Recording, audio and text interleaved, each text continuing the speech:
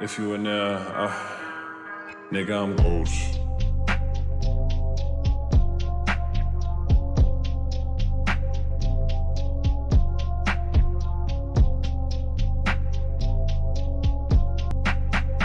Episode 7 of Here We Go Again.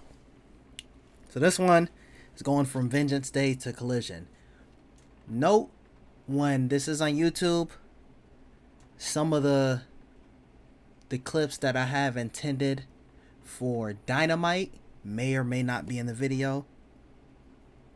When earlier, not today, when I was trying to get the clips for them, TBS just was not loading anything at all. It wasn't AEW. It was TBS in general. Like, even if you go to the live thing, I didn't even know if I was going to be able to see Dynamite. Damn. We're going to talk about that when we get to that. I didn't even know if I was going to be able to see Dynamite. Because it was days in a row. It wasn't just like 1 hour and then it's fixed later. It just wasn't working. When I came home, it was working. So we're going to see if it's continue to work so I can like get the clips after I finish the stream. But when I was going to collect the clips, it was not loading. So hopefully it's in there. But NXT Vengeance Day. I'm going to be honest. I think I ended last stream right when this was starting. So I didn't get the... Oh, no. I was watching it as it was going on live. But you can see at the end of that stream when I turned on Vengeance Day. And I think I accidentally called it Stand and Deliver because they was promoting it. But right around the time the match was maybe a couple minutes in is when I ended the stream. But we get Trick and Mello versus the Wolf Dogs. I guess that's their name now. I don't know for how long unless Corbin's coming back up to the main roster, but for right now they're Wolf Dogs because Braun Breaker. We're gonna talk about him and his contract later on, but he's getting offers from both Raw and SmackDown. Obviously, in storyline, we already know but they already know where he's going to go, unless they play it in a story like, "Hey, do y'all want to send me a Raw or SmackDown?" But I don't think that's happening. We get a moment where this dude Braun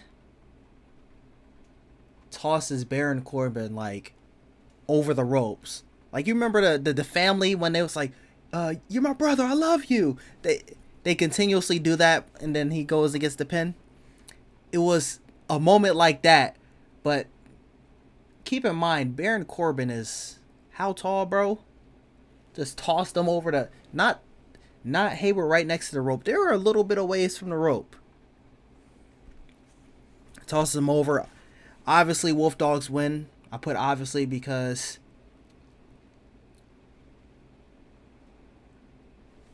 we already know that the end of Mello and Trick is coming. Whether it's going to be on this, I'm still calling them pay-per-views. Whether it's going to be on this pay-per-view or later on, and then this pay-per-view would have been the start of it. We know it's coming sooner rather than later. So I thought this was going to be the way of, hey, I mean, in a way it's kind of, hey, this is their way of starting it, but I mean, in all honesty, you could have had Mello run away from the spear and let Trick get spared and have Mello lose another way. So they could be like, why didn't you take that spear from me? Oh, because you weren't the legal man. But anyways, that was obviously how they ended the match. And we get Dijak versus Joe Gacy. No disqualification match. There's a moment where he sets up the table and and he puts Legos on it, or he puts like toys on it. It wasn't specifically Legos, but it was, for lack of a better word, it was knockoff Legos, dude. That's a no-go. Listen, I mean, there's other spots that I wouldn't do, but that's tough. That's a terrible spot. I wouldn't even walk over that table. Imagine getting slammed on it. No, sir, I'm good. We get things like Joe Gacy had a trash can in his head and Dijak is just like letting him have it. Stop. Gets his eyes duct tape. That's got to be terrible. I can't do that. I couldn't do that. Out of all these, I'd rather do trash can on my head. Trash can on my head. And then probably Lego table. And that's saying how much I couldn't do the duct tape on the eyes. We get a DDT on the chair. We get a whole bunch of different spots. These were just things that like instantly just like that popped out to me. And it was better than expected.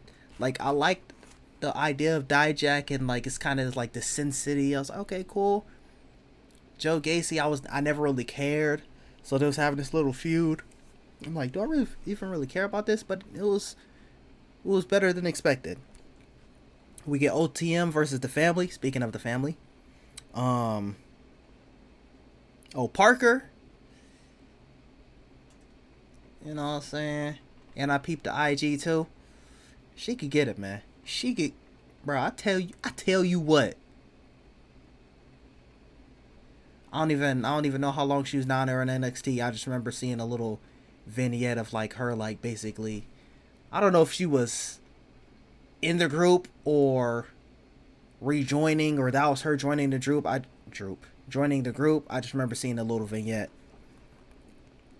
We get Roxanne. Oh, and the family wins, and then Dijak won the no DQ match. We get Roxanne Perez versus Lyra Valkyria for the NXT Women's Title. Lola Vice forces a triple threat. She didn't even wait to like. She didn't even wait for the match to end, and then no. She said, "Let me pull up." And I'll be honest, when she pulled up, I had no idea who that was. I heard her music before once, and it started from a different part of the song. So I'm like, who is this? And I was like, oh, this. Okay, bro. But, you know, the triple threat part of the match was actually pretty cool. It's just, in story, why wouldn't you just wait until afterwards? It's like that Drew McIntyre versus Seth Rollins situation when Damian Priest tried to cash in. Bro, wait till the match is ended. Or at least wait till like in the match where it's like, damn, both of them are messed up. I can't let this person recuperate though. He's probably going to win. I can't let him regroup, because then at that point, like let's say one of them is gassed. Okay, that's just an example. But she forces a triple threat. There's a moment we get Pop Rocks. Paxley.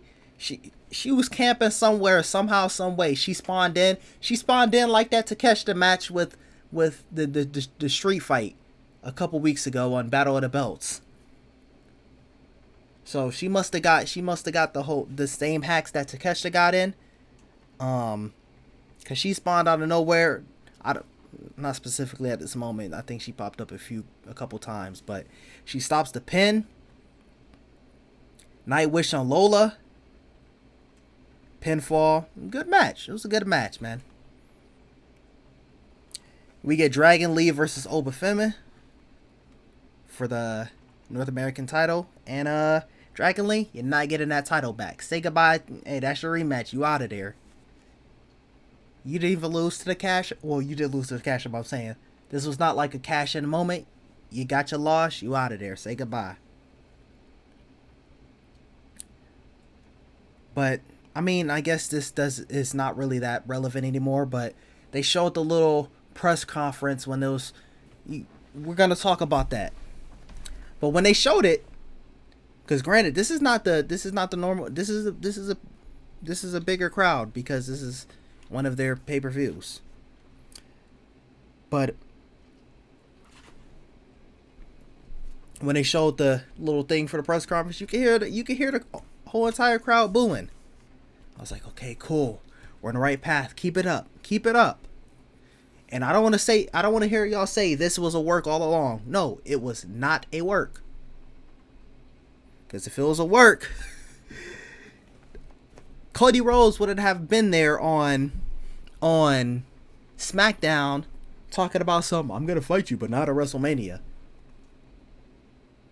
If it was a work, he would have been there and said, I can't fight you at WrestleMania. Not like I'm going to do it not at WrestleMania. Basically saying he can't do it. He's not allowed to. So I don't want to hear anything about, hey, this is a work. We're going to get to that when we get to that. Then we get Trick versus Dragunov. Trick was bloody as hell. I don't remember if Dragunov got bloody as hell. But I think it was blood in his mouth. I don't even know if like anyone really got like busted open like that. I think Trick had a busted lip. I think Dragunov got bloody somewhere else too, because I remember there being more blood than just regular like busted lip or something. But we got the inevitable heel turn from Carmelo. And I'm gonna be honest, bro, you need to stay heel permanently. Stay heel. Because when you're on the main roster, and number one, I don't even care for your theme song.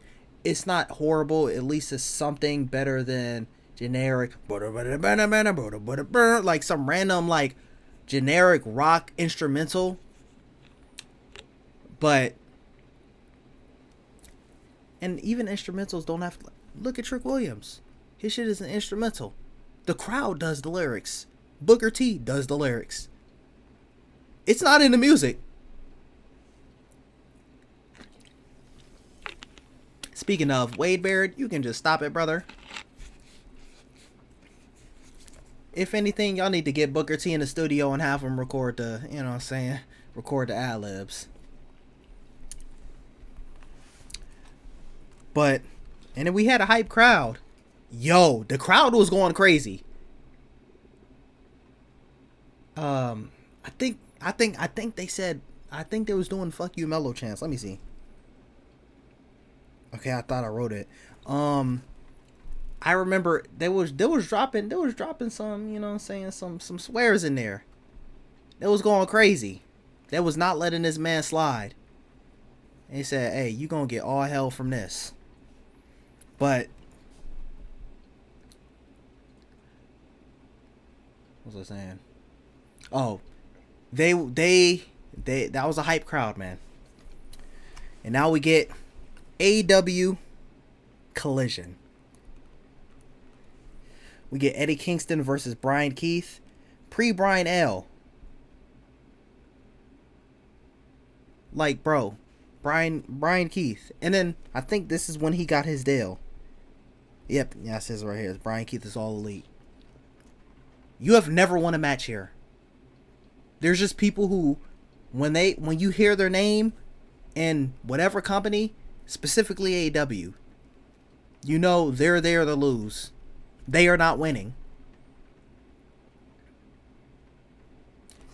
Brian Keith, Queen Aminata. Like I like Queen Aminata, and then I like the concept of the bounty hunter Brian Keith, but like little Queen Aminata, like I just saw her little interview with Renee maybe less than 30 minutes before starting the stream. There's just people that they're there to lose. Now, hopefully, maybe in the future, Queen Aminata, maybe Brian Keith, maybe he brings something out where they turn it around and turn it into a good storyline. Like I said, I was just talking about Carmelo Hayes. Stay a heel, bro. I don't like you as a face. I never cared for you as a face. I wasn't gonna cheer for you. But you being a heel, it's cool little energy. I'm rocking with it. Brian Keith, you're in the ring. I know you're losing. Maybe if you're in a tag or trios match, your team might get you to win. But when you're in a singles match, I know you're there to lose. And you're going against Eddie Kingston, stop it. You're not going against some regular nigga, bro. Bro, he literally got bitch slapped to lose. He bitch slapped you and got the pin. Also, I'm just gonna say this. Hopefully I remember it. Every single time I see Eddie Kingston in a match, I'm just gonna say, listen. Oh, and this was on Saturday. This was Saturday's event. Because I remember I didn't see... I was busy last weekend. But, this was Saturday's Collision. Eddie... Anytime you're in a match, I'm sorry. From this day until they do it, and hopefully they do, unify your title into one. I'm sick of, like... Okay, hey, they won. I don't even like unified titles unless they're different types.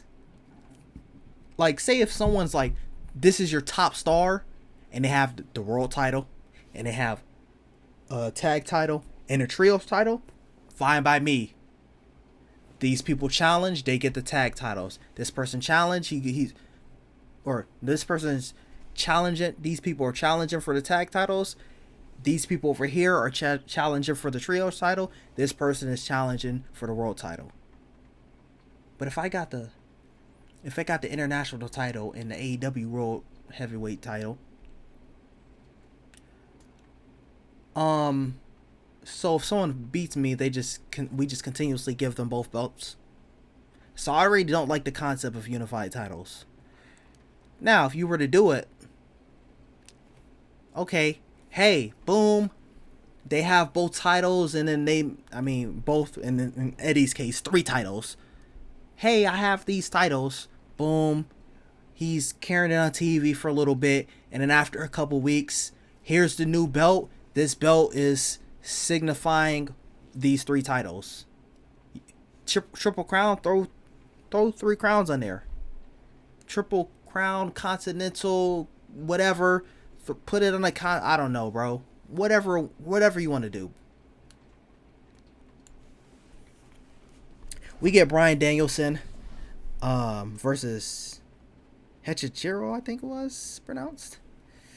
I'm pretty sure this was one of the first CMLL collaborations.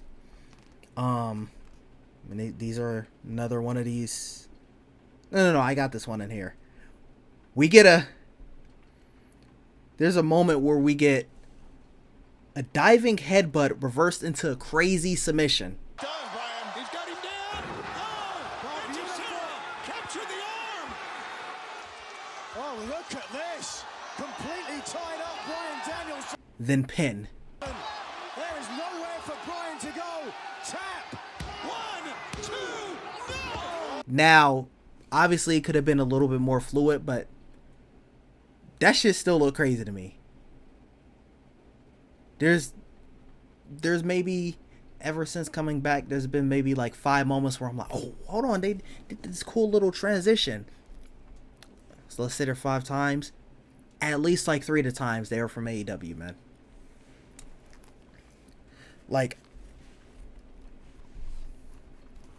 I just wish they work on certain things to stay, even though I've been seeing a couple shows and I'm like, hold on, I already know the hard camera is empty as hell, but still,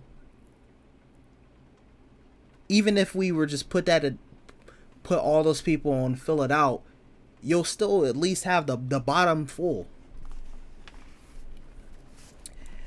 But it was a good match until a roll-up pin. Y'all know how I feel about roll-up pins. The only way that I'm like, okay, let's do that, is if you have someone who's like a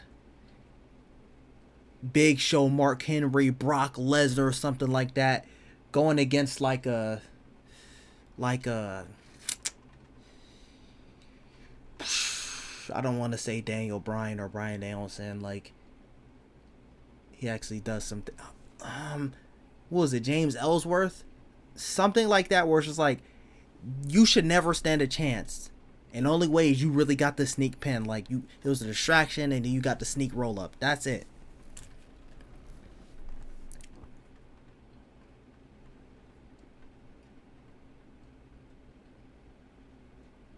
Oh, okay, all right.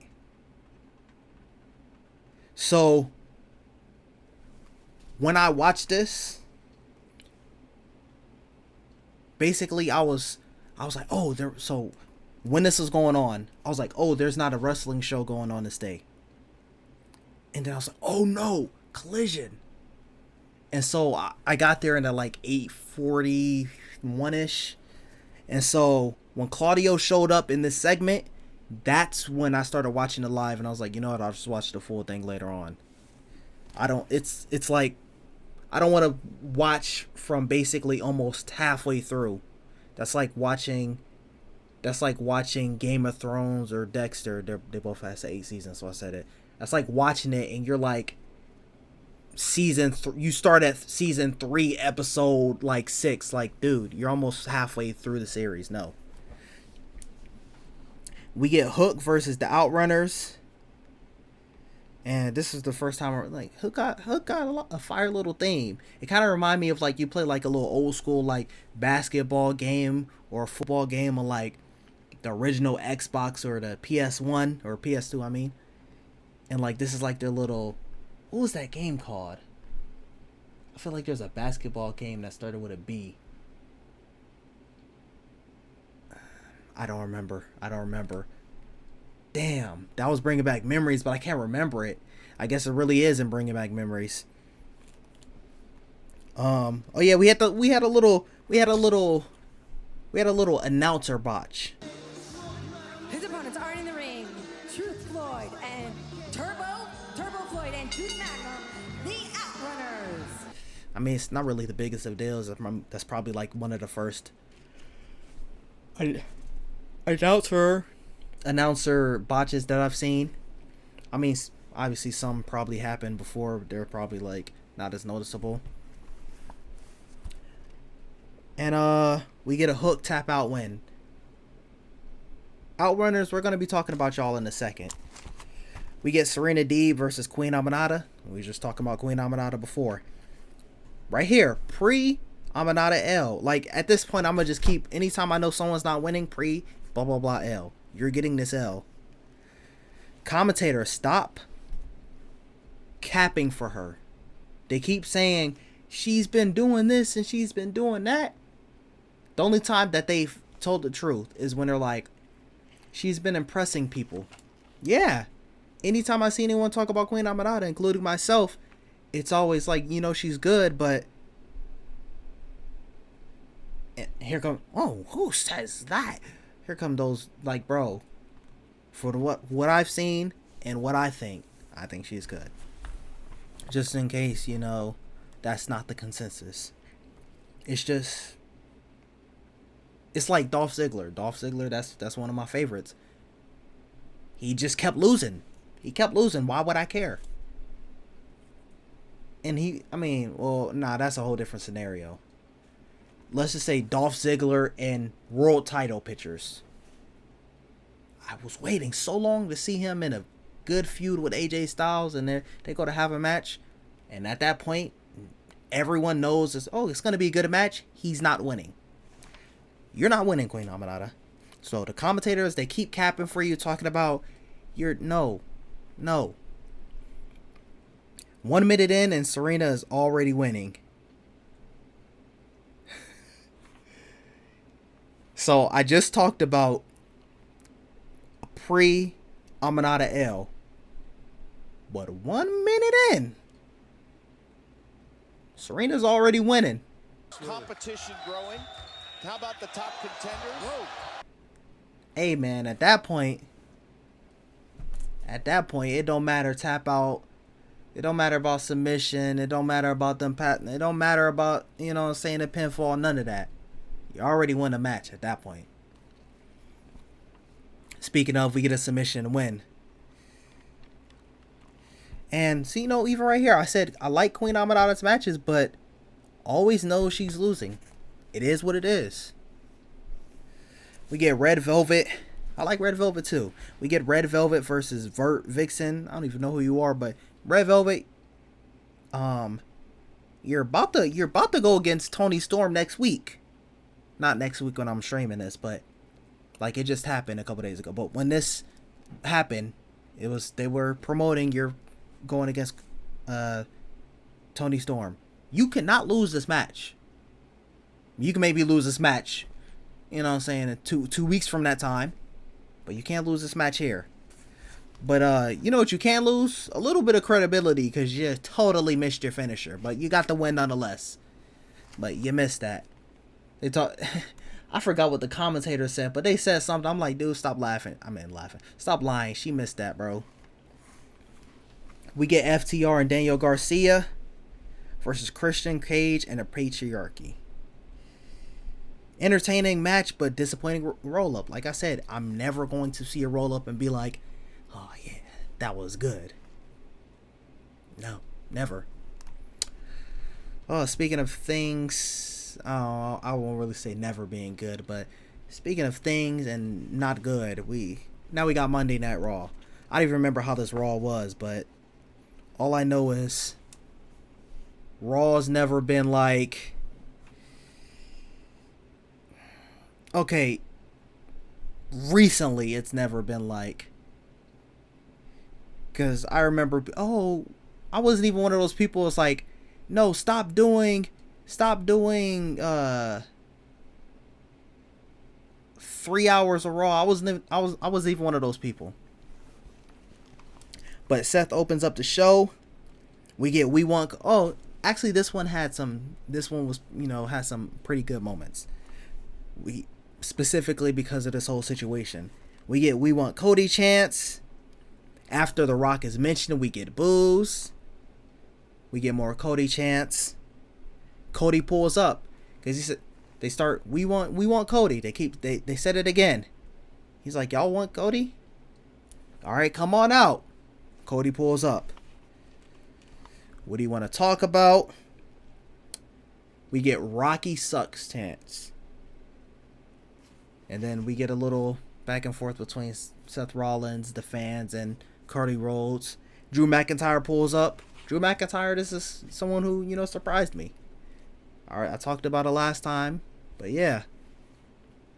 You diss my man CM Punk, but it's still entertaining. I'm an instigator and I'm a troll. So when you over here trolling like crazy, hey, you got a new fan.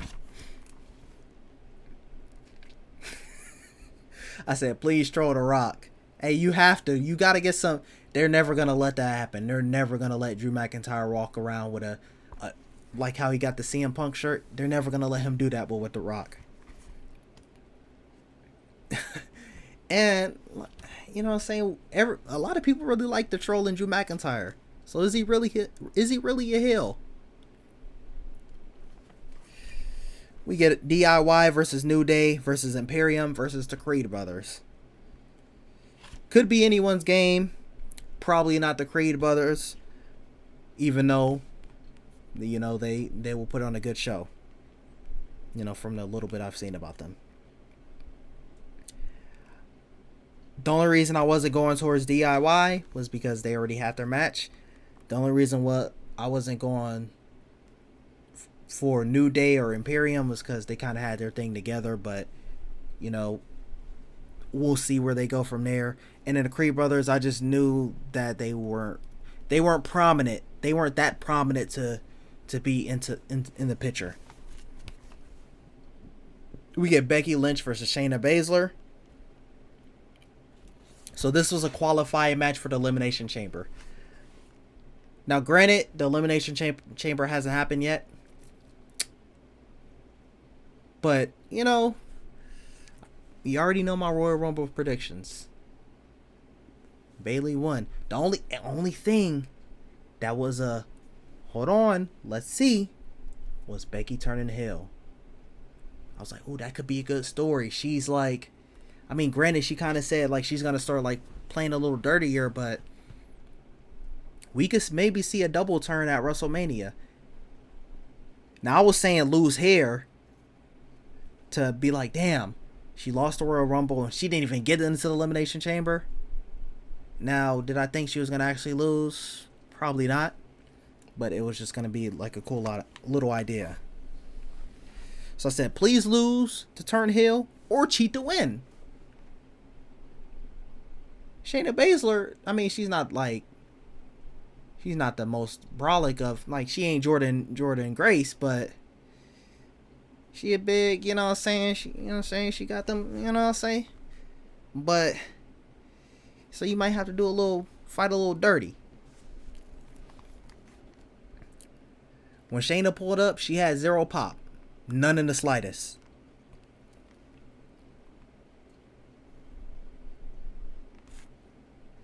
Oh, and the match looked a little too botchy at the beginning. Looked kind of a little sloppy. A little sloppy there. And right here, I was just saying, double turn. This was after Becky Lynch won. DIY won the other match, by the way. This is after Becky Lynch won, and I was like, maybe a double turn at Mania. So this is when I was just thinking about it. So I'm like, okay, yeah, she'll probably win an Elimination Chamber and maybe lose to Rhea Ripley and then give her the beatdown of her life. Or maybe she'll cheat to win. We have a little moment. We get Rhea and Nia certified for Elimination Chamber. So that's our match. Rhea Ripley versus Nia Jax at Elimination Chamber. Nia Jax is just that person to get Rhea Ripley on this pay-per-view in her hometown and have someone that she can be, or not her hometown, her home country. Actually, I don't even know if it's her hometown or not. To have her, even though she's the heel, have someone that they can boo at instead. Like, they're not going to have her going against someone who's a face, like a Becky Lynch, and have Becky Lynch go out there and get booed before this possible double face turn at Mania. But when she's going out there and basically saying, hey, I want this match, because we had a backstage segment with Drew McIntyre and Pierce, and Pierce was like, you can't wear the shirt, and then Rhea Ripley's music starts playing. He's Drew's like, get a hold on your show. Goes out there and says, I made this match. Nia pulls up, lays the Smackdown on Rhea's candy ass. You know what I'm saying? She's trying to get her ways into she's trying to get some bloodline storylines. No. It's coming to an end. You had your chance before. Say goodbye. Actually, this one segment she was involved, I don't know, bro. So leave me alone. I was not watching during the time of the Bloodline. But she gets her around the corner. Nia Jax hits Rhea with an Annihilator. And then, on top of that, listen, I don't know if I could take an Annihilator. That's a lie. I was going to try to make a joke like, hey, I wouldn't mind, but I kind of, Nia Jax, respectfully, I would, but she a big bitch. I can't go. But she hits the Annihilator. And an Annihilator to Rhea Ripley. And then says, now that, me personally, I wouldn't take this level of disrespect. At that point, we gotta throw the ones. No way in hell I'm gonna let you disrespect me like that. After you just straight mink. I know Rhea was already like, no. We get Alpha Academy versus Ivar and Valhalla. Ah shit, here we go again. Insert meme. I'm not gonna put it in the video. I'll probably forget. Maybe you might get lucky, but it's probably not gonna be in the video when it's on YouTube. This Alpha Academy and the Vikings, I had enough of this. I'm sorry. Anytime, and they always start with, this match started because of this backstage segment. No, show the backstage segment and then have the match. Or backstage segment, Match next week. So we know what happens. Oh, this is what happened last week on Raw. So I'm like, oh, I already know. And then I was expecting to see this match regardless. But no.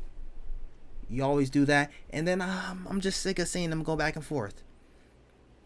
I want to see Ivar fight someone else. I want to see if I'm just... I already don't like the big men, blah, blah, blah, pause. I don't like the... Probably the only exceptions are like the ones that it's like they're big because of muscle and then they're doing crazy stuff like a Brock Lesnar or I mean, Ryback was over when I was watching. I mean, I don't even remember if I seen the end of his career in WWE. I'm trying to think. Oh, Batista. I'm like, I knew there was another one. I was thinking of, okay, basically like that, the whole OVW class. Like, even with a John Cena, even though John Cena, like, I'm not going to put him in my, like, top 5 in-ring wrestlers. So I'm like, okay, when it comes to, like, a big boy, pause, where, you know, they got some meat in them, pause, I'm not really with that. You know, I like some Mark Henry storylines. I like some Big Show storylines, but am I gonna want to see them on my screen all the time? No. So I'm like, okay, I like the little Vikings concept. Let me see them with someone that's not Alpha Academy. And did I write it here? Oh, I was never so glad to see a match so short. But I didn't write it here. We had quite a few Maxine botches. It was looking tough, man. It was looking tough. Not even her beauty could save it. Sorry. Ivar and Valhalla won, obviously, and what it should have been. We get a backstage segment with Judgment Day. Even though he got the brakes beat off of him, he still, R-Truth pulled up, hey guys, what's up? I was like, watch this goofball say like that was like a gang initiation type shit. And what did he say? It was his re-initiation. It wasn't his initiation, so I was off a little bit. It was his re-initiation into the Judgment Day. Everyone walks off. I can't deal with this. I think Dominic walked off before, and then JD was like, oh, I can't deal with this. And he has to go do his match. And then Finn Balor was like, man, you got to deal with this. But Damian Priest was like, you know, just make yourself at home. Excuse me. So, you accepted him in? Now, granted, it's going to be the same thing next week, so, like, you better expect them to be in y'all clubhouse before y'all do next week. In my case, when I'm streaming this tomorrow. And in your case, when you're watching this on YouTube, a couple days ago.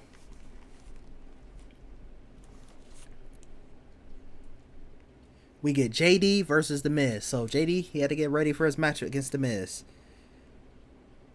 I wasn't too sure, but it sounded like I was hearing Rocky Sucks chants. I wasn't too sure.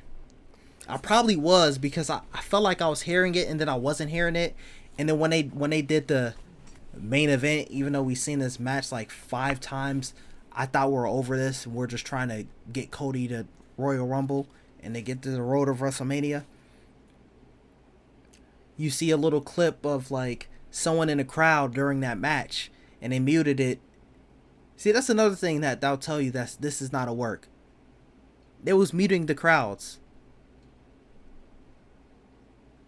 Let it happen. Let it happen. But there was like prominent Rocky Sucks chants and we want Cody chants in the main event. You hear it a little bit, but you can really hear it in the video. It wasn't that prominent when it was broadcasted. But The Miz wins. We get the Kabuki Warriors versus Kaden Carter and Katana Chance. It's their little rematch for the titles and say goodbye. Just like Dragon Lee, back of the line.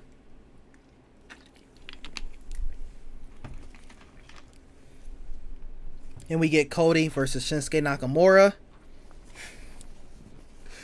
All I put Was same time next week? ? I don't even remember who won this match. Yeah, that's tough. I went straight into. I don't even remember who won this match. That's tough. Now we get NXT. We get Nathan Frazier and Axiom versus. I don't even know. Pinfall win. Sorry, I was gaming.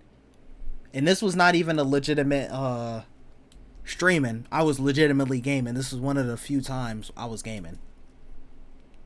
I said, "Hey, you trying to play?" I knew it was gonna be less than like 2 hours, and we started gaming at like, he said around 7ish, and we started gaming at like 7:40. So I knew I was gonna get at least an hour, or not at least an hour, approximately an hour. But Nathan Frazier and Axiom wins, thankfully. Like I said, I like them. I was surprised by their matches. Now, granted, it's not like fucking 5-star. It's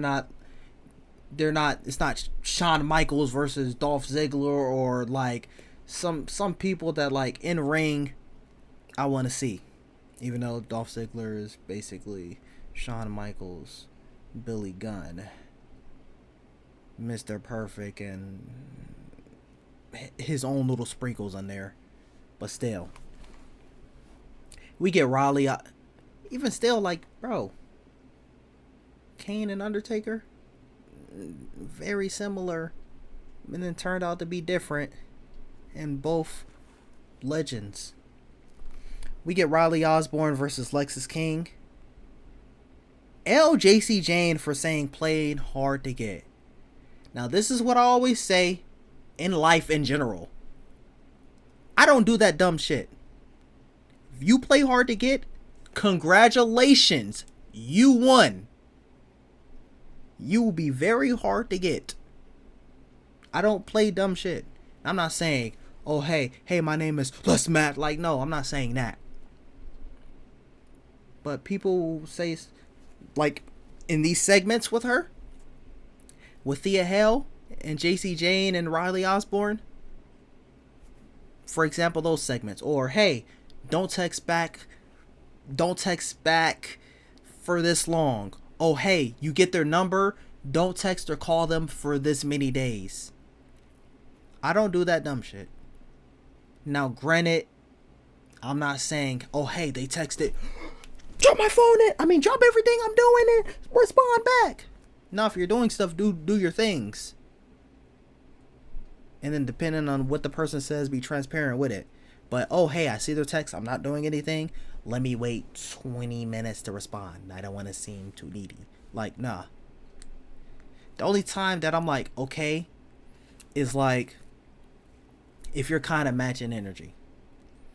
So if, let's say if you always have time to send a text back and forth and they're instant responding, yeah, go ahead and instant respond. Oh, if they're taking 30 minutes, take between 15 to 40 minutes. They're taking hours, you take 30 minutes to hours too. Things like that. Anyways, I came here to talk about wrestling, not dating life. Like The Rock says, you should know your role and shut your mouth.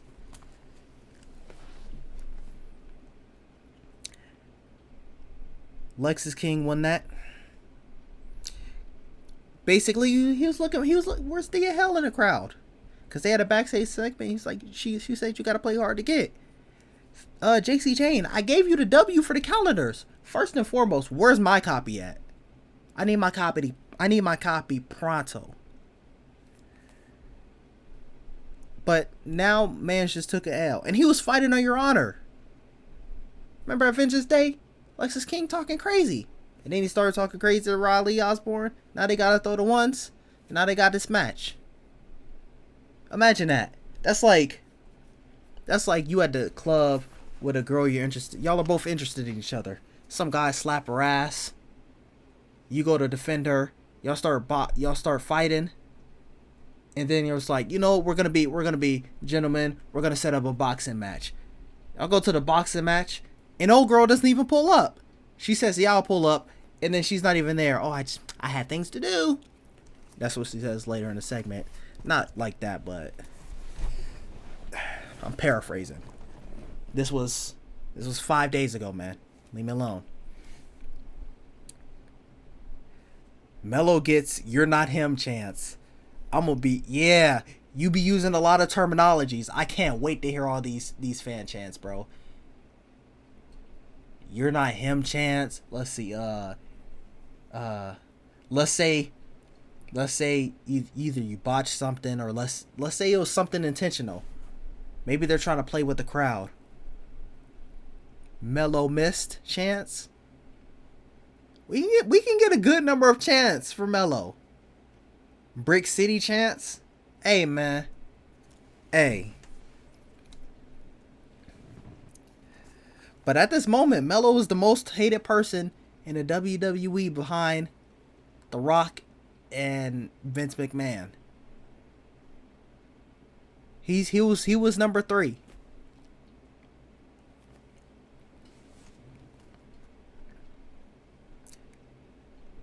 We get JC Jane setting up hell for failure. So even now, granted, Thea Hell's, I mean, I like her energy. Like, I like her energy to watch on screen. That might be a lot in person, but seeing it on screen, I like it. Now, she might have to dial it down a little bit, I agree. But playing hard to get, nah. Just like, hey, just calm down. Hey, you can still show that same amount of interest. Okay, no. You can still be interested and still act interested. Just, calm down a little bit. We get Roxanne Perez versus Lola Vice. Like, they started boxing. They started throwing heads after the match. Like, meh. I know Roxanne Perez feeling like Drew McIntyre, just trying to prove themselves like that. Hey, they're the top person in the company, and then here come a goofball trying to get their title match. Didn't even wait till the right moment.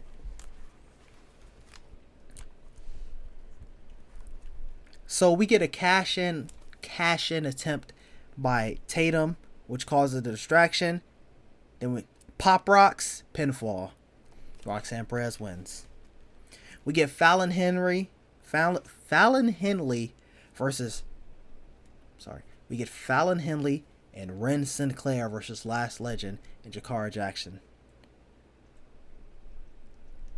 Lash pins Ren, Lash Legend and Jakara Jackson get the win. Bars. Then in our main event, we get Dragunov versus Dijak. We get "This is awesome" chants. "Thank you, Ava" chants, post death threats. Now there's some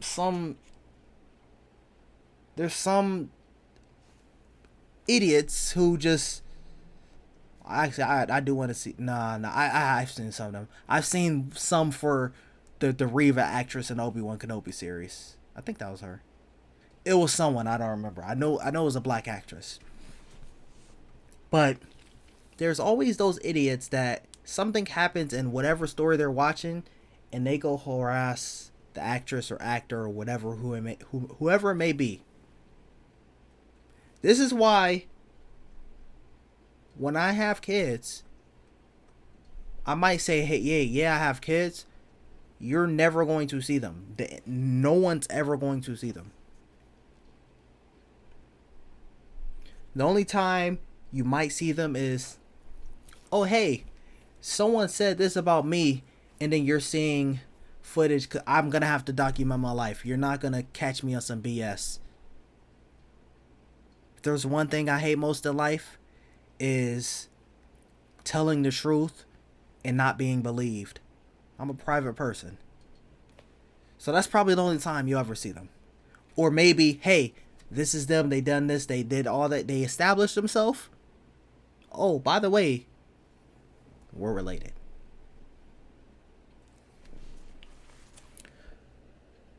So we get "Thank you, Ava" chance because some goofballs wanted to go send death threats and she fucking deleted her account.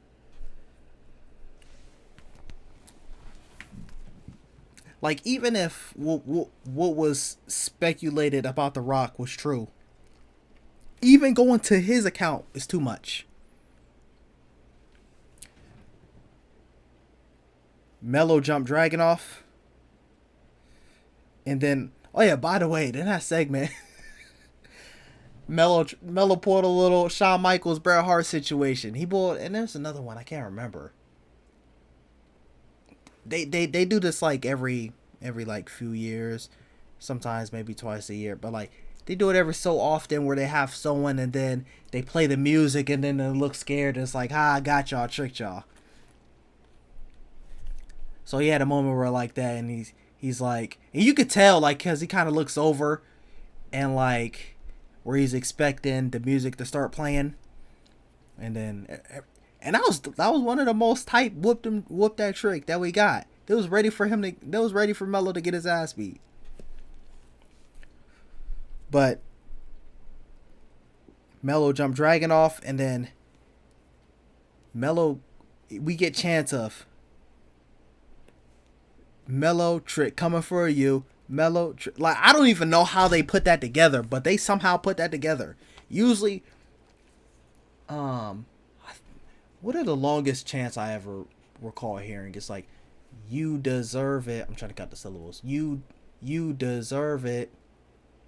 Or when they go back and forth, like, let's go, Cena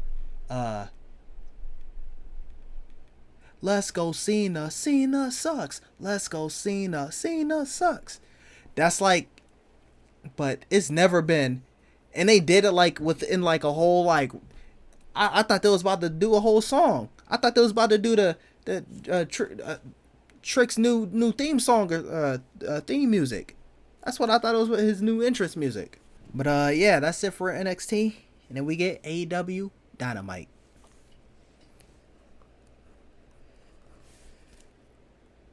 So, yep. I just preferenced this. It's supposed to be a special episode. They was hyping it up. Tony Khan has an announcement. We have this match. We have Sting and Darby Allin for the titles. Bigger audience than usual, and it looked like usually it's, say this is the hard cam, not really, just a little people up front and a whole bunch of people back here maybe, and then some over here. This time it was like, you can tell it was more than like 60 to 70%. And the people were like, oh, they have half the arena. I mean, obviously they made some mistakes. Imagine bro, they're only 3 years into this. WWE in their first 3 years could never, ever. So we can just stop with that narrative right now. We get Hangman versus Swerve. Swerve was the crowd favorite from what I heard. Bars. Also, I don't remember if I wrote when I stopped. You can see when I ran out of like, you see black ink, and then this is when I ran out. I had to get some new pens, or just new black pen. But basically, at the beginning of the show, I was still working out. So I started working out like 7:50, and then, or no, 7:40ish. I was around that time. It was after 7:30 and before 7:50. And so I was still working out. So I need my music. AEW, you're cool, but unless I'm seeing something where I'm like, oh, they're probably saying something about this, or it's going to the next song, I need my music. But from what I heard, Swerve was the crowd favorite, and this nigga Swerve wants to hit the gritty mid-match. I don't know what you thought this was, bro. If you don't relax. There's a moment we get a buckshot lariat. And I think this one was, yeah. We get a buckshot lariat by Swerve. For sure. So Swerve went for the buckshot. Avoids the buckshot and Swerve with a buckshot. A Swerve stomp, close to call. Feet, Swerve is on the top. Swerve. Oh my God, he's gonna get him. He's gonna get it. 2, 3. Wow. Swerve attempts a power driver on the barricade. This is trouble. Very dangerous. Swerve, I think, could be looking for a pile driver. So basically, I can't even say attempted murder, because we're going to see later on that y'all are just, hey, y'all said fuck it, dude. But he attempts a power driver on the barricade, then gets reversed into a DDT. Hangman, there's no whiff on that. Oh! DDT by Hangman! That was a little sloppy, but obviously, like, bro, the barricade, like, is thinner than this notebook. But speaking of something being thin, this table must have been very thin, cause Swerve hits a move. Hangman Adam Page rolls onto the table. That could put a lot of pressure on the knees, right, Taz? Yeah, definitely in the weight. Just disintegrates underneath him. Swerve gets another one, and he's looking like I was almost getting secondhand embarrassment, cause he was going through every single thing. I was like, bro, if he doesn't find another table, that's tough. At the time I didn't know what they're gonna do with it, but I'm like, man, what if they had a cool spot planned out, or what if it's the finish? They're gonna have to like come up with something, and it might not be up to par. And at this point, everyone's already hype hoping for a table. Y'all lucky y'all not in WWE right now. They randomly start spamming, we want tables. If y'all don't do it, or if y'all pull the table out and it doesn't happen, say goodbye. Actually, no, that's a lie. They did do it, I think, on the last Collision with the we want tables. No, I don't even think they said we want tables. It was Briscoe, and then he grabbed a table, and then the ref said no, and then that's like the crowd was obviously like, nah, we want the tables with it. But speaking about the and they're like 20-minute time limit, because then they're talking about the time limit already, and meanwhile it's 8:30. Huh? At this point, I'm wrapping up my workout. I'm like, what? This match still going? Didn't they say a time limit? Little did I know. The reason I thought about it is because I think Prince Nana did something, or someone did something outside the ring, and because this was Swerve said, hey, don't get involved. I don't want him to have any excuses. So then I heard them say something about the time limit. I was like, oh, didn't it say time limit? It's already 8:30. And we still have more to go. We get a dead eye through the table by Swerve. Can he do it with his ankle? I didn't even know they were planning that. So imagine if that didn't happen, if they wasn't able to find the table. We get a missed Swerve stomp, and he falls, lands on the ankle wrong. What's that left ankle right there? Swerve stop. Oh, and he collapsed immediately. All of his weight right on that ankle. We get a buckshot attempt. Swerve reversed. Buckshot. He's going buckshot. Buckshot, no. Swerve. Here it is. We get a 3 count to the time limit reached.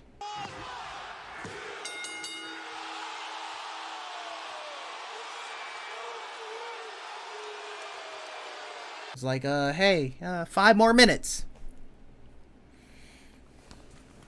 Hangman's Adam Page is like, you had to beat me. I don't know why. Like, you had to beat him too, but whatever. Like, that would even make sense. You had to beat me and you didn't. He's beating you before, so if this is, hey, who's qualifying, let's qualify the person who won 2 times over you. So I don't know I don't know. Maybe it's something I'm missing.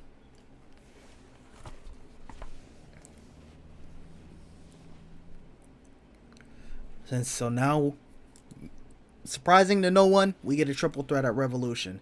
Great match. Great match. And you know it's good when I say great match.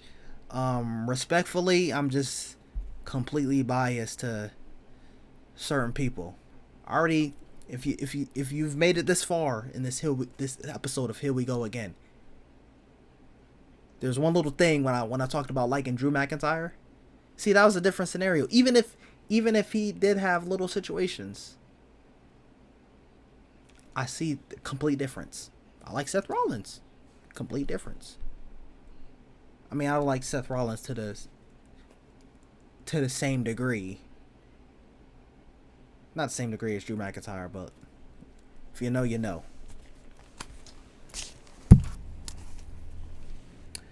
Tony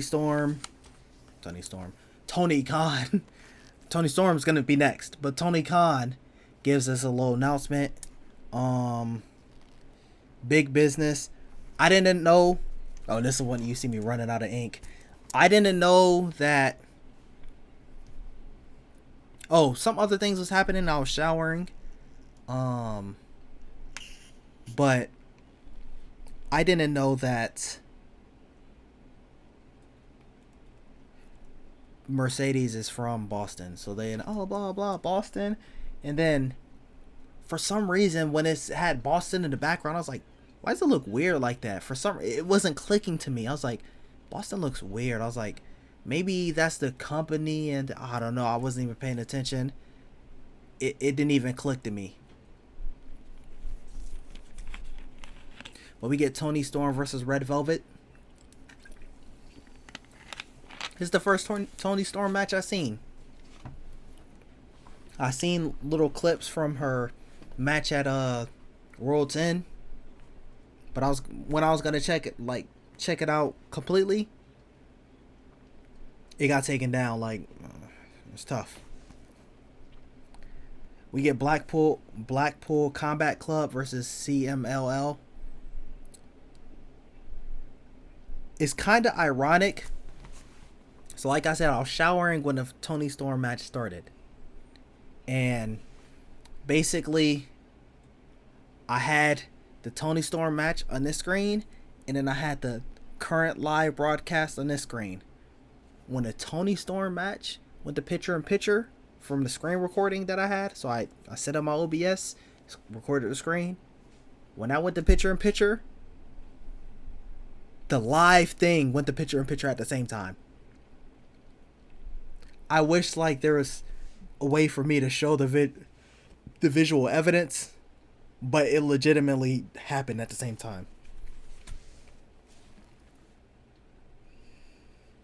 Claudio hits a low blow, gets a pinfall win for Blackpool Combat Club.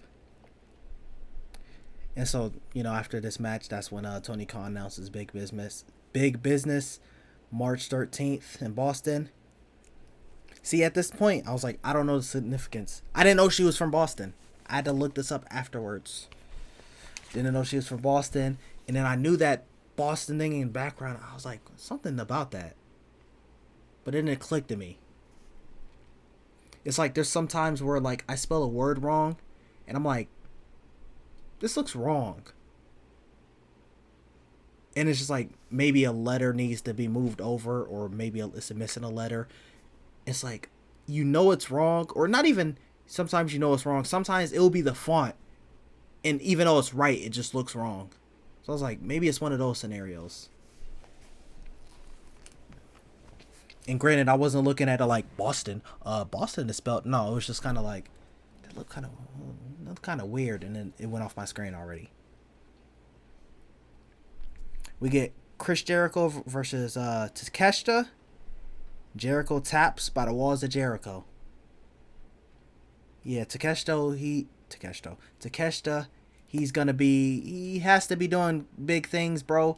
You made Jericho tap from his own submission. That's tough. And we get Darby Allin and Sting versus Big Bill and Ricky Starks for the AEW Tag Team titles. Sting diving at least 15 feet. Bill knows this. They're chanting his name. Oh, don't do it. Oh, my God. He said, fuck it. It's his last month. He said he going out doing some crazy shit. You've been around Darby Allin too much, man. I wouldn't even do that at almost.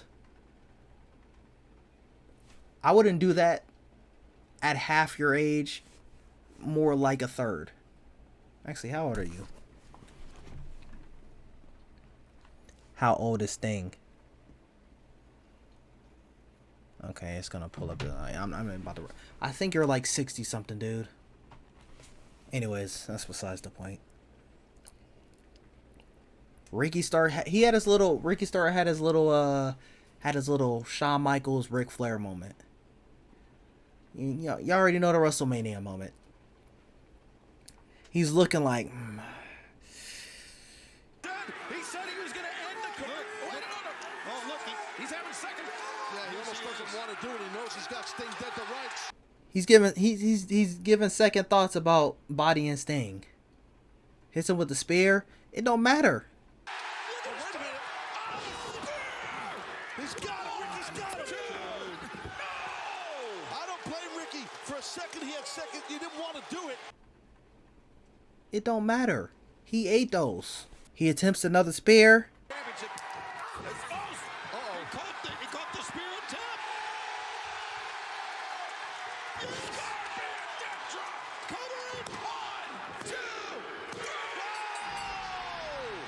We got new AEW Tag Team Champions, at least for the next month. Young Bucks jumped them post-match. Darby got bloodied up, and they had the white suits on. Wearing out the brand new tag team champions. They are the worst. I don't give a damn if they are EVPs of this company. They're the worst. The end of the show looked like a mafia movie. Kind of like a mafia, Scarface. More of a Scarface, like more of a Miami vibe, but Young Bucks, like it or not, made a heavy statement right now. only thing I could think of is either Grand Theft Auto or Scarface. So in more on those lines, they're at like a little party, and someone's like talking to their girl, and they go stab homeboy in the bathroom. And that's what they come to the dance floor looking like. Everyone, that's how the end of the show looked like. We had the little press conference. All the other stuff was really irrelevant. Pales in comparison to The Rock, Roman Reigns, Seth Rollins, and Cody Rhodes. Seth Rollins comes out. He's doing his whole little thing.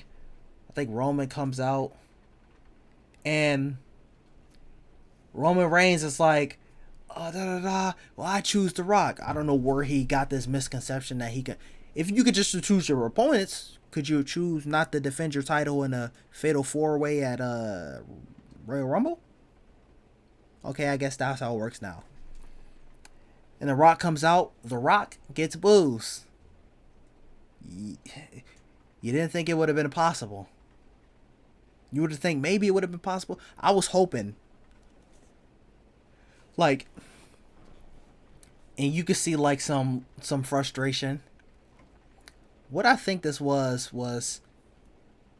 their pivot, and it was going to see if it was going to be legitimately, hey, what will we do here? Rock looked pissed. And the reason I say that is because, like, imagine, let's say, look, we're just talking about a Royal Rumble. Imagine a Royal Rumble match where they're going to say, hey, y'all are going to be the last two people. Y'all are going to work maybe this is our finish. But y'all are going to work like a little 5-minute, 10-minute match at the end of the Rumble. And we're going to go with this. But if the crowd is really rocking with someone, that's going to be the winner. That's kind of little example I'm trying to give with that one. But Cody Rhodes comes out, and that was the perfect moment for him to play his theme. I think there might have been like a malfunction with Cody's theme song, because Rock literally said, this is the one wrestling royal family. I forgot what he says. I was like, oh, here come Cody. That's what I said in my mind. And then maybe 20 seconds went by, and you just hear, nah, this is bullshit. Yeah, what's bullshit is your music than to play. That's what you're really mad at right now. But that was the perfect moment to hear wrestling has more than one royal family. And now it really works in with his story. So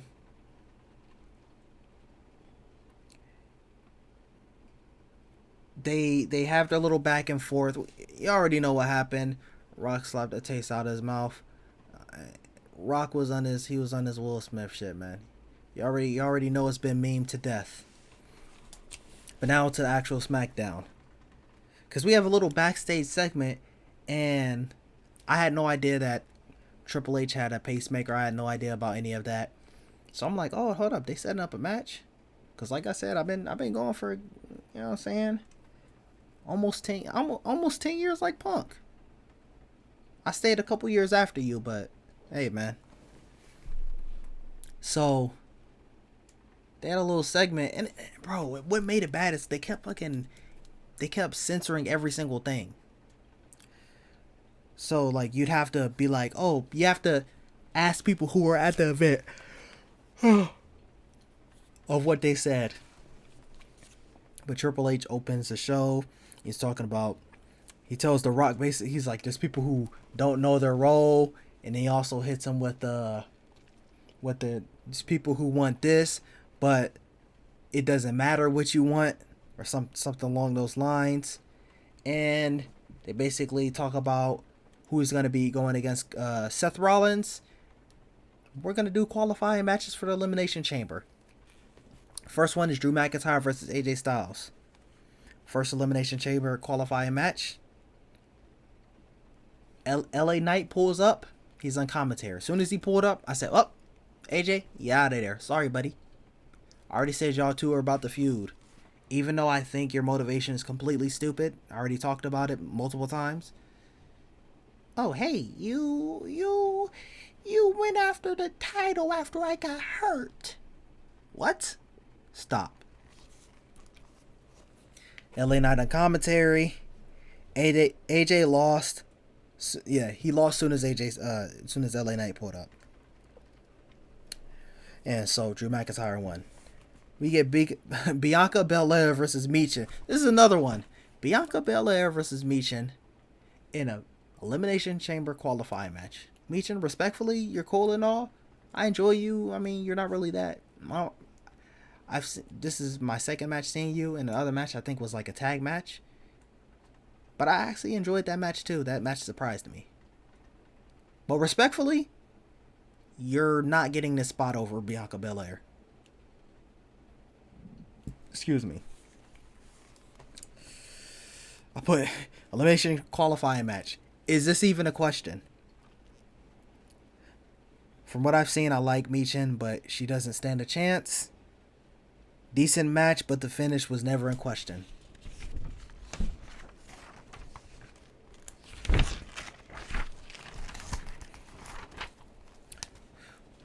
We get Paul up.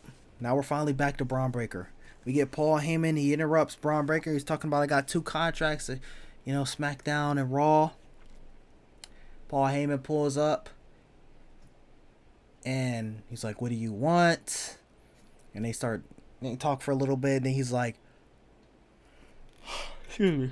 He's like, I'll be back next week with my tribal chief, Roman Reigns, and The Rock. So we're gonna get The Rock and Roman Reigns on SmackDown next week. We have a little segment with Io Sky, Kairi Sane, Asuka, Bayley, and Dakota Kai. So Bayley's talking about the betrayal from Damage Control. Dakota Kai pulls up, and I still don't trust Dakota, cause she's talking about I had to talk to the doctor to get cleared, and then the Damage Control pulls up. They surround a ring. Dakota Kai, she said, you got to catch me. And then she comes back with a chair.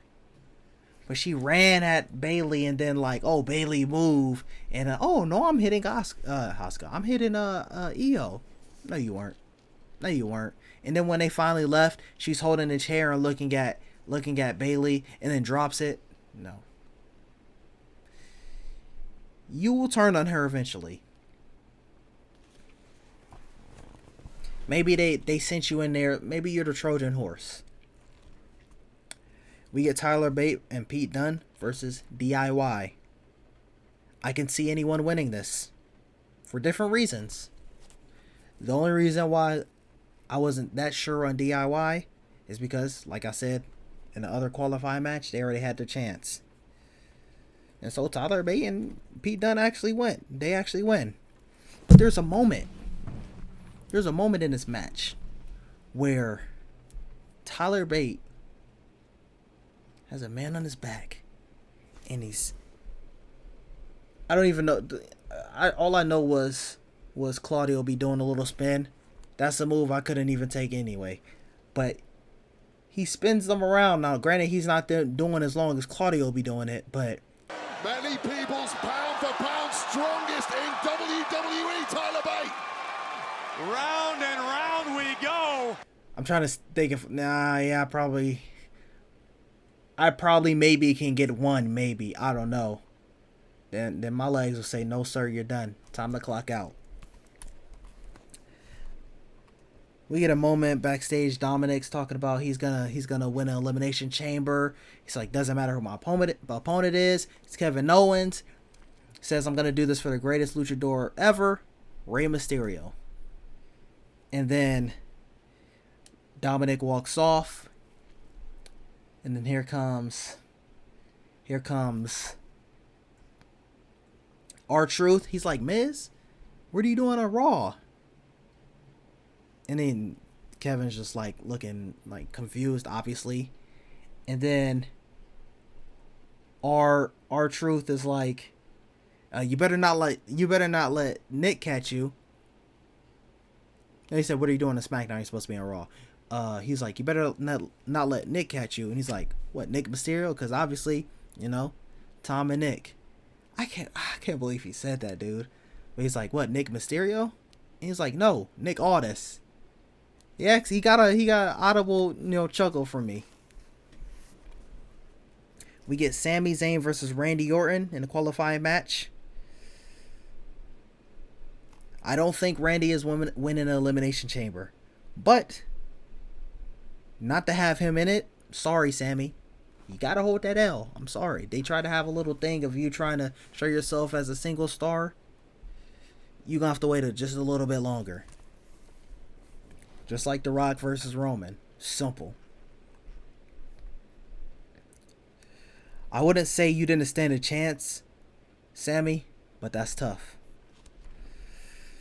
Speaking of tough, we get AEW Dynamite. I think this Dynamite. We get Rampage.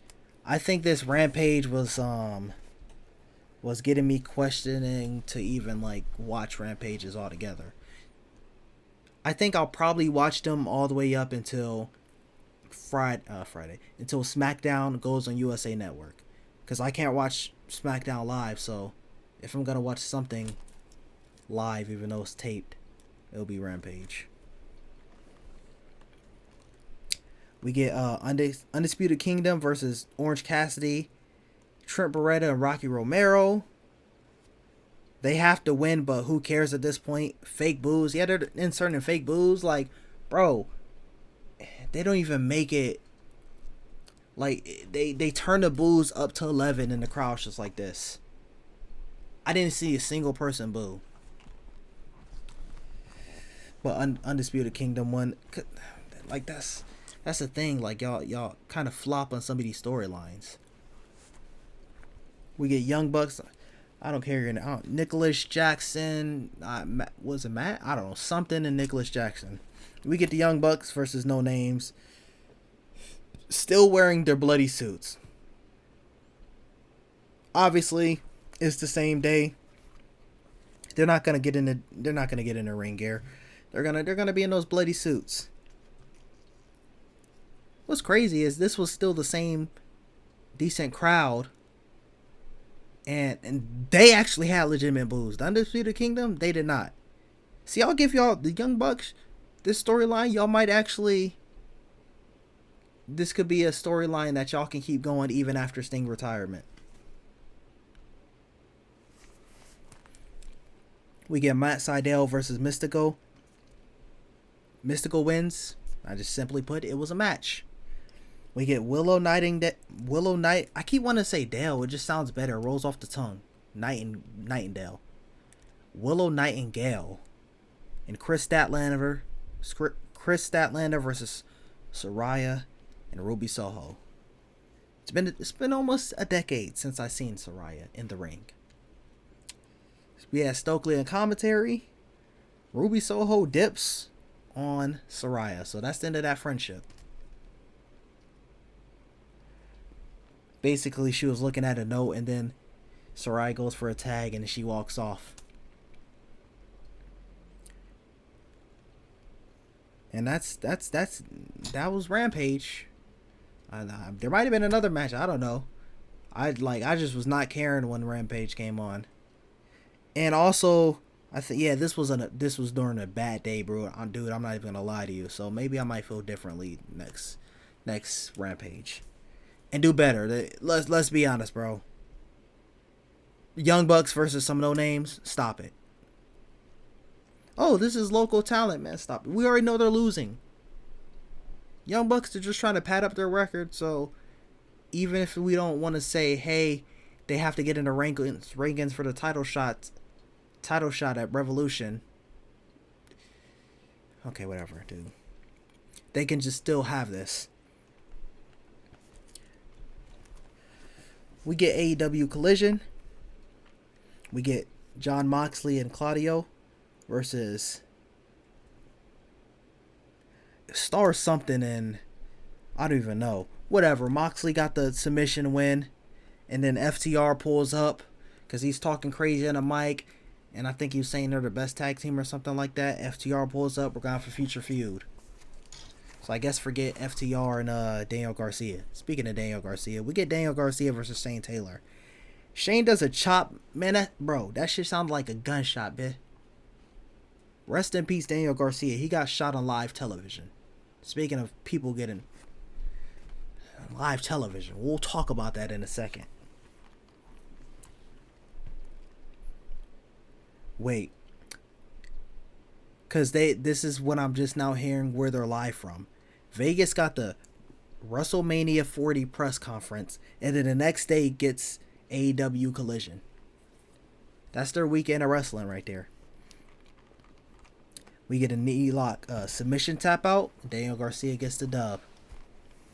We get Brian Cage versus the Outrunners. Outrunners are about to put the L in the golden era. Y'all are in the wrong era of wrestling. I'm sorry. The 70s, 80s, and 90s is that way. Go back. Early 90s. 2-minute tap out. The match was short as hell. But we get, the post match was good. We get the mascot having a little dance with Prince Nana. Brian Cage jumps him. Hook pulls up, and Brian Cage and Hook fight backstage. So there's gonna be a future feud, Brian Cage and Hook. We get Copeland, Chance of Adam. They're like Adam. I think it's just Adam. I'm not too sure. And then Daniel Garcia pulls up.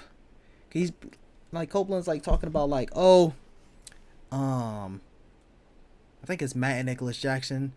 You did that as thing. This is your warning. And he's talking crazy about like him trying to like get to where he needs to be, going after Christian Cage. And then Daniel Garcia pulls up, so they're gonna have a match next week.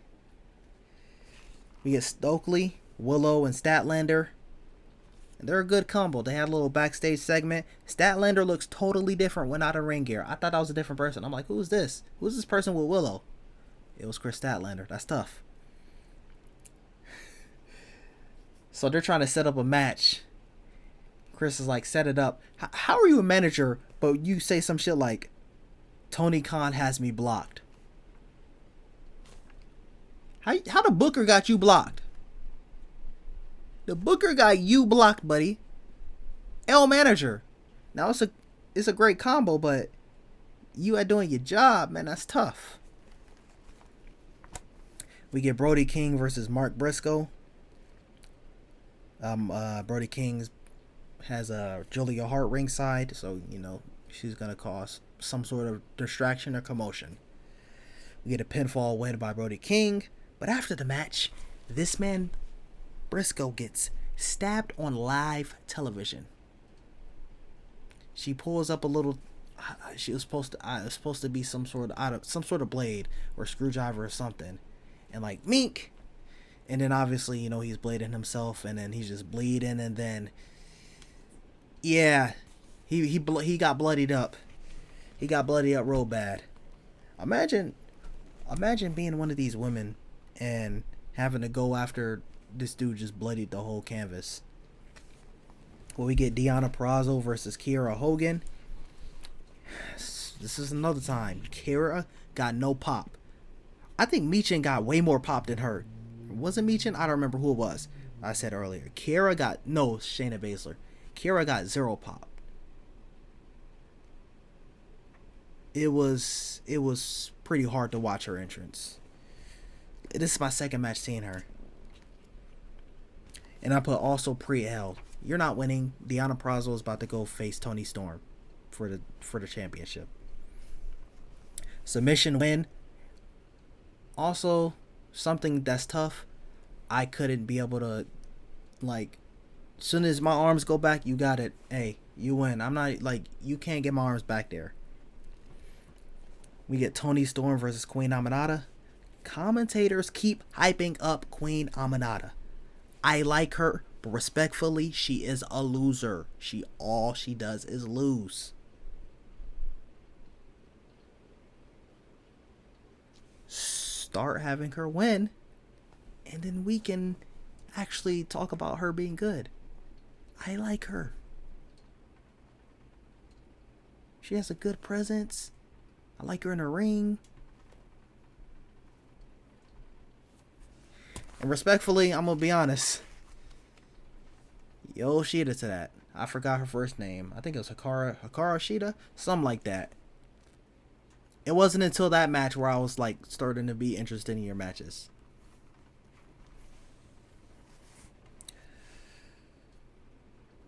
Well, we get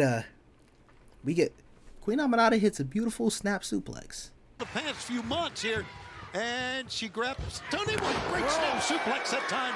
Hits the ropes, hits a soccer kick. By the Queen, here she goes. Oh, the foot! Now there's one little L in this little sequence. All I just hear is DDT. She's gonna try to follow up with something here. Now Tony blocked it. No, a snap DDT. And 2 seconds later, what do I see? A DDT. Damn, I was supposed to go back and there's a move here. I'm pretty sure there's a move in between this. Oh, here we go. Third time. Oh, air raid crash. But then after that, Aminata slapping Tony's cheeks. Oh. Victory for Queen Aminata. She goes for the hip attack. Her face. Little of both. I think you're right. Here comes a hip attack. But nah, it's Tony's turn. From Queen Aminata, but Tony knows all about it. And she moved out of the way. Here she comes with her own hip attack. Oh! There's a lot that I liked in this match. Speaking of liking a lot in this match, I like to be Queen Aminata getting pinned right now. Cause hey, one, short power, 2, 3. Just, you know what I'm saying? Just, all right, let me chill. But hey, I'm not the only one. Cause we just hearing commentary. I can't stand. I got a short cord. Huh? And then Toni Storm's like, I know what happens in Vegas stays in Vegas, but we're in Henderson, so stop looking at me like that. What happens in Vegas stays in Vegas, but we're in whatever city that they're in. So stop looking at me like that. She cuts a promo while the camera's looking down at her. It's in black and white. And hold up, I got it on my phone. However, she pronounced Dynamite. That this week on Dynamite. But how she pronounced it, this might not be funny, y'all, but it's just it's funny to me because like this is something that I just do on purpose. Like for instance, like, some people say pecans and some people say pecan. I'll just purposely say pecans. It's just funny. Or what else? Like, cause it just reminds me of like a skit that I was gonna do. Don't fucking steal this, dude. I'm gonna just say one little example. Like, it's called Say It in American, and it's like, oh, can I get those tacos con polo? Por favor. It's like, obviously, y'all get it, bro. On Dynamite, yo, she gotta do one for Collision now. She gotta do one for Collision. And then we get Orange Cassidy versus Tomohiro Ishii. There's a moment we get an insane vertical suplex. Goldberg will be jealous. He held Orange Cassidy up for a good 5 to 10 seconds. And this is on the top rope. This is a vertical superplex. I mean, sorry, my bad. Even a vertical suplex for that long is impressive. But superplex, hey man. Well, granted, yeah. But this ended by a roll-up, shake my head. Roll-up by Orange Cassidy. Undisputed Kingdom jumped them post-match. We need to hurry up and get the Revolution to, like, see if we're even going to continuously even still not care about this Undisputed Kingdom storyline. It is what it is, man. The storyline, flop. A big flop. That's going to be it for this one. Damn, almost 4 hours. Big golly. So we had a couple videos reactions, you know what I'm saying? We reacted to a trailer.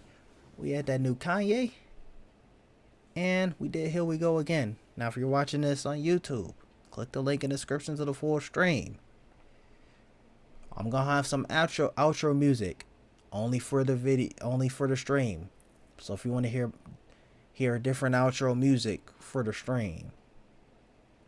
But that's gonna be it for this one. Let me know what y'all think in the comments down below.